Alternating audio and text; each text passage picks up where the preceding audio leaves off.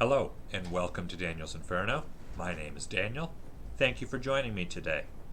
Before we get started, if you can like, subscribe, tweet, join the conversation below, let me know what you think. I'd love to hear from you.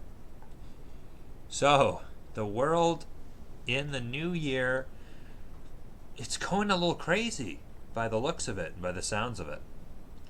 We're going to talk about what's going on with Iran and the U.S. The tensions between the two have mounted and increased exponentially, I would say. We're going to go through a bit of the history and then talk about what has happened in the last few days. So, as you can see, on the 31st of December, I know it's Wikipedia, it was the easiest place that I could find a quick synopsis of what has happened prior to the new year. So, Iranian-backed, and excuse my pronunciation, Katabi Hezbollah militiamen and their PMF supporters and sympathizers attacked the U.S. Embassy in the Green Zone in response to airstrikes on the 29th of December that killed 25 fighters of the same group across Iraq and Syria. The attack occurred amidst the backdrop of the 2019-2020 Persian Gulf crisis. The U.S. blamed Iran and its non-state allies in Iraq for orchestrating the attack. So the U.S. ended up sending, as you can see, approximately 100 U.S. Marines. They sent some fighters. They sent quite a bit, to be honest with you. No deaths or serious injuries during the attack occurred. So, a little bit of the background. The 27th of December, 2 days after Christmas, the K-1 Air Base in the Kuwait province of Iraq, one of many Iraqi militia bases that host Operation Inherent Resolve, OIR, personnel, was attacked by more than 30 rockets, killing a U.S. civilian contractor and injuring 4 servicemen and 2 Iraqi security force personnel. The U.S. blamed Iranian-backed Katabi Hezbollah militia, a subgroup of Iraq's Popular Mobilization Units (PMU), for the attack. So at around 11 on the 29th, the U.S. bombed 5 of the same Hezbollah militia positions in Iraq and Syria. According to the Pentagon, the U.S. targeted 3 locations in Iraq and 2 in Syria, including weapons storage facilities and command and control locations. According to Iraqi sources, at least 25 militia fighters were killed and 55 wounded. According to the Iraqi security and militia sources, at least 4 local Katabi Hezbollah commanders were among the dead in the Iraqi strikes, and one of them had targeted the militia group's headquarters near El Karim district, along the western border with Syria. Officials said the strikes were direct response to the killing of a civilian contractor in a rocket attack that we talked about prior. So, essentially, a base that hosts U.S. servicemen and contractors was attacked by this militia. The U.S. responded by attacking 5 positions of the same militia. In response to this attack, Iraqi militia, Shia-backed militia, went to the Green Zone and attacked the embassy. That is when Trump sent in the service members and said, enough is enough, and he ended up fortifying the position of the U.S. Embassy in Iraq. So no deaths were occurred in that attack, thank God. It was very bold of these supporters, backed by Iran, to go and attack the embassy. Quite bold. A lot bolder than Trump bombing 5 positions. So, in response to the embassy being attacked, and I'm only grinning because of all the different videos I have watched on this, a common theme that people keep saying is basically Trump. It's almost they're memeing, saying Trump is like, here, hold my beer.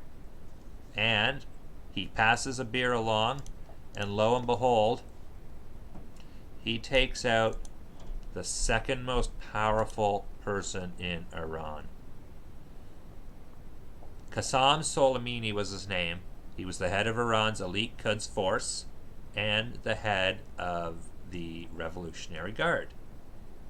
So, tensions between the U.S. and Iran escalated this past Friday after a U.S. air raid killed Qassem Soleimani, head of the elite Quds force, and Abu Mahdi el-Muhandis, the deputy commander of Iran-backed militias, known as the Popular Mobilization Forces, or PMF. The Pentagon confirmed the attack at Baghdad's international airport, saying it came at the direction of the president. So, Soleimani and al-Muhadi's deaths are a potential turning point in the Middle East and are expected to draw severe retaliation from Iran and the forces it backs in the region against Israel and U.S. interests. So, I'm going to just say this quick. I originally thought it was weird. A lot of people after Qassem Soleimani's death were chanting death to America and death to Israel. I didn't believe Israel was involved. The only involvement Israel had was they were consulted on the attack by Trump because that is their ally in the region. So apparently that consultation constitutes essentially the whole action itself. So we're just going to go to the bottom and go up here. What is important to take away from this is the fact that Soleimani was one of the most beloved people in the entirety of Iran.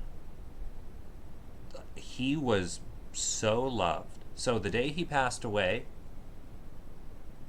the state broadcaster in Iran, everyone on the TV had a black strip, and there was also a black strip in the corner of the screen to denote his passing.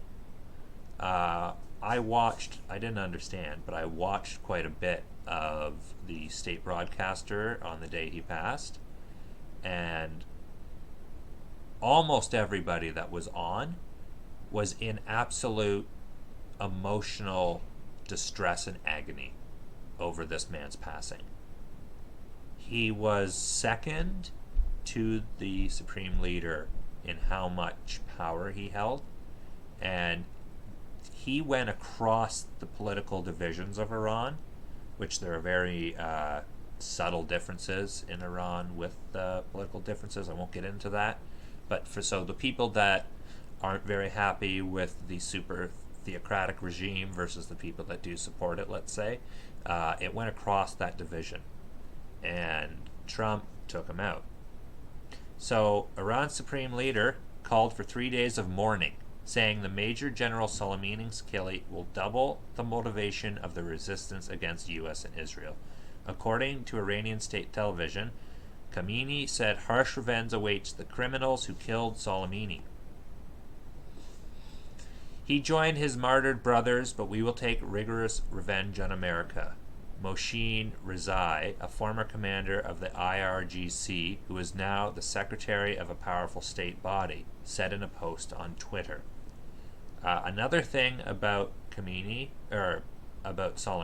my apologies, is the fact that he was very savvy when it came to social media for a state that does not allow for a lot of interaction with social media, has a tendency to ban it, etc., etc.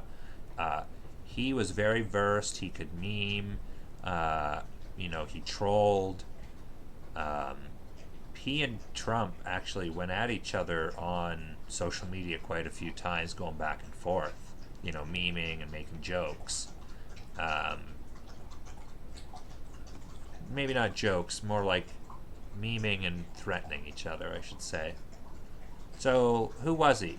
He acquired celebrity status at home and abroad as the leader of the Quds Force, the foreign arm of Iran's elite Islamic Revolutionary Guard, and for his key role in fighting in Syria and Iraq during the Iraq War back in the 80s. He survived several assassination attempts against him by Western Israel and Arab agencies over 20 years. Al Jazeera's Charlotte Bellis reports on the life of Iran's most important general. A pro-Hezbollah newspaper, Al Akbar. It is war. Lebanese pro-Hezbollah newspaper, Al Akbar, is leading with a comment by its contributor, Hassan Al-Ak, on the killing of Soleimani. The Arabic article has a simple headline, The Martyrdom of Soleimani. It is war. Iraq's Sadr mourns Soleimani, reactivates Mahdi army. So this is the last little piece for this article we're going to read. Sorry, my puppy wants to come up. Iraq's prominent Shia leader, Muqtada al-Sadr, said the killing of Soleimani targeted Iraq's opposition and jihad, adding it will not weaken its resolve. In a statement, al-Sadr said on his militias, Army of Imam Mahdi, and other national and disciplined armed groups to be prepared to protect Iraq. He also expressed his condolences to Iran. Qais al-Khazali, the head of the Asabi al-Haq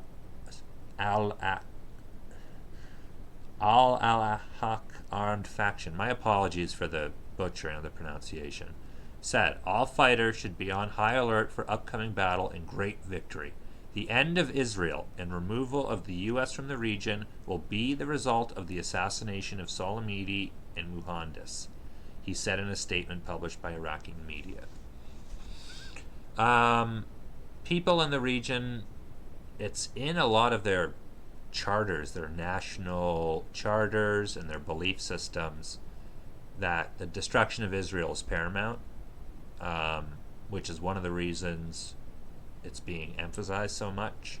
Again, I don't understand how a consultation with Israel constitutes that Israel somehow had a hand in this.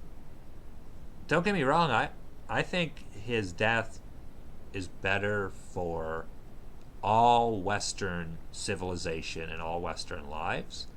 He was for sure 100%, like it's almost unquestionable, even without evidence, that he was responsible for the deaths of Americans. He was responsible for the deaths of their allies, and he was responsible for sowing chaos in the region.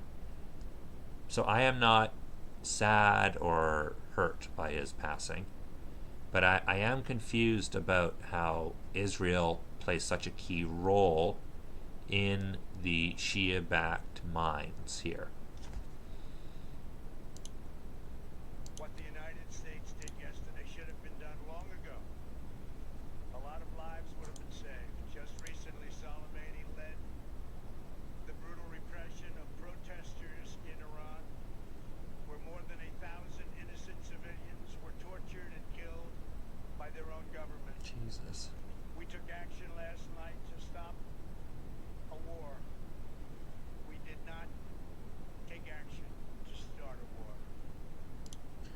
So that was President Donald Trump's words on the matter. Even though the ambassador to the UN from Iran has warned the U.S. has started a military war by an act of terror with the killing of Qassem Soleimani, as Trump claimed he ordered the Quds Force general's death to prevent war. The country's UN diplomat declared Iran has to act and we will act, while the Secretary General of the UN joined global calls for de-escalation as he cautioned the world cannot afford another Gulf War. A coffin carrying the body of Soleimani was driven through the streets of Baghdad, as thousands of Iraqis mourned his and Iraq's Popular Mobilization Force chief Abu Mahad al-Muhandis' death, with some chanting death to America. So this just goes to reiterate the popularity of these people in the region, and the fact that what has happened has affected many people in the region as well. Again, I think that this was probably the right decision. And this is response to his death.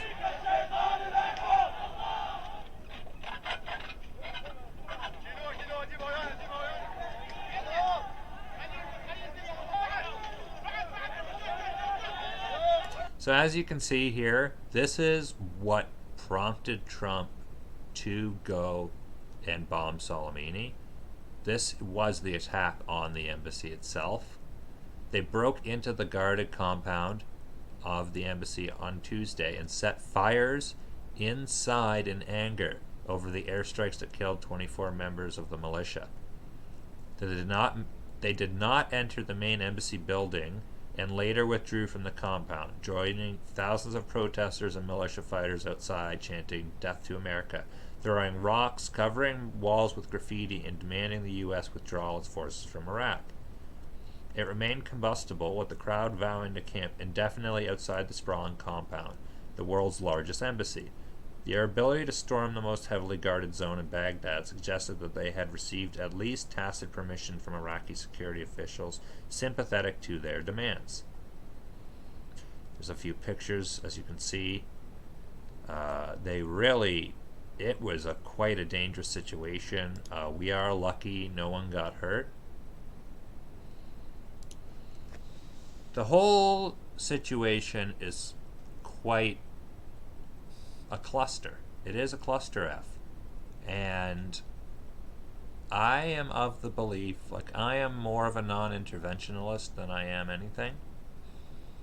Now, that is not to say that I do not see the merit in some sort of intervention in certain situations, but the U.S. has been overzealous in their interventions, and we are seeing the quagmire that can be caused by this. And again, I'm not blaming any one person, any one nation, but I am saying that you should focus on yourself first, make yourself better. The U.S. has a lot of domestic issues. They don't need to be getting involved in foreign issues. Now, that aside, Iran has been rattling its saber for quite some time, acting like the big kid on the block. Sometimes, when you're dealing with a bully, you need to drop him a peg or two.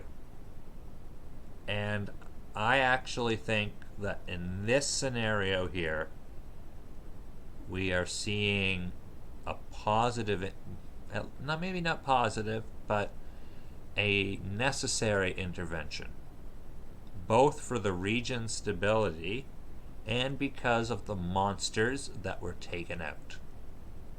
Trump, I do think you should be careful. You're sending quite a lot of troops over to the Middle East when it was quite a large promise of yours to demobilize and de-escalate the region. Again, maybe not even de-escalate, but to bring Americans home, and you've sent more boots on the ground. That would be my criticism. Now, he needed to defend the embassy. That's not the criticism, but he sent another 2,500 to 3,000 servicemen to the region in response to the instability caused by Soleimani's death. We'll see. We will see what happens. Iran is not as powerful as they make themselves out to be. Israel is more in the region, is the most powerful military strength. The U.S. is the largest military power in the world. There are websites that denote the power of different nations and countries, and you'll clearly see Iran is 13th or 14th on the list. And that's not bad, but it's not, people are making it sound like we're having, a Western nation invade another Western nation. This is a country that is not that big of a threat as people are making it out to be. All the hashtag World War III, although, my goodness, all the alarmism that is going on. We all need to take a breath, take a step back and look at it from a logical view. Thank you all for watching today. I'm Daniel Inferno. Have a wonderful day.